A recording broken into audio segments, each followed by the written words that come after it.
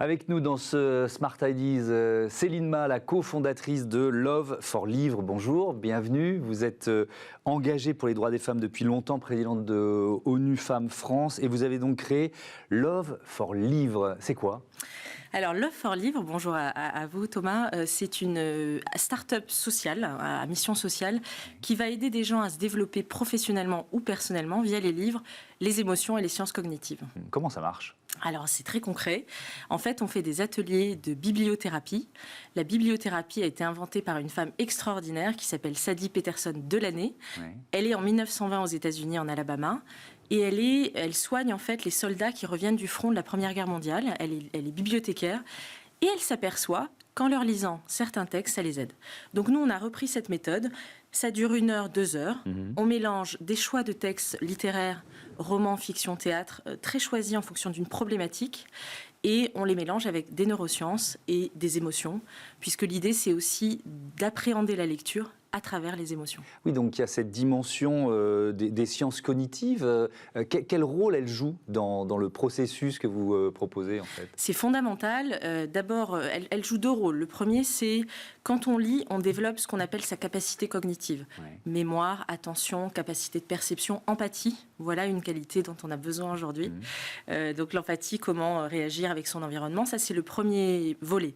Le deuxième volet, c'est on lit, on développe ses capacités cognitives et dans l'autre sens, à travers les neurosciences et les sciences cognitives, on va être amené à lire plus parce qu'on se rend compte, ça a été prouvé par la science, que la lecture aide à développer ces capacités-là. Et donc, la boucle est bouclée et c'est très efficace. Ouais. Alors, vous êtes venu avec un objet. C'est quoi ? C'est une idée de cadeau pour Noël ? C'est quoi ça ? Oui, alors ça, on le retrouve sur notre campagne Kiss Kiss Bank Bank. C'est un objet que l'on a conçu. C'est un jeu de cartes émotions. Ouais. Donc, vous allez, en fonction des 6 émotions fondamentales, trouver des citations de la littérature très diverses.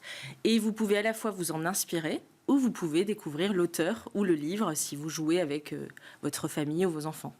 Donc avec Kiss Kiss Bank Bank, c'est quoi la dimension ? Parce qu'on offre un cadeau sympa, intelligent, qui crée du lien, mais on aide une bonne cause, c'est ça ? Oui, exactement. En fait, nous, on est partenaire de Bibliothèques sans frontières et donc au bout d'un certain seuil, on va reverser une partie à Bibliothèques sans frontières.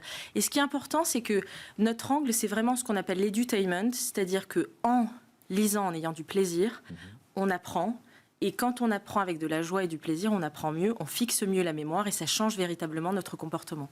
Donc vous avez un rôle qui est à la fois pédagogique et social. Je voudrais revenir aux ateliers. Qui sont vos clients en fait ? Ce sont des collectivités, ça peut être des entreprises. Qui sont vos clients ? Oui. Alors c'est ce qui est formidable, moi, ce qui me motive beaucoup, c'est qu'on va dans tous les milieux sociaux.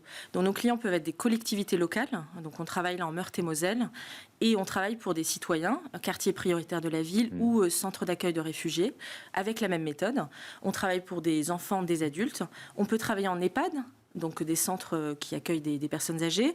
Et on travaille pour des entreprises, bien sûr, petites et grandes, notamment au niveau des managers, pour les aider à développer leurs capacités cognitives et neurosciences.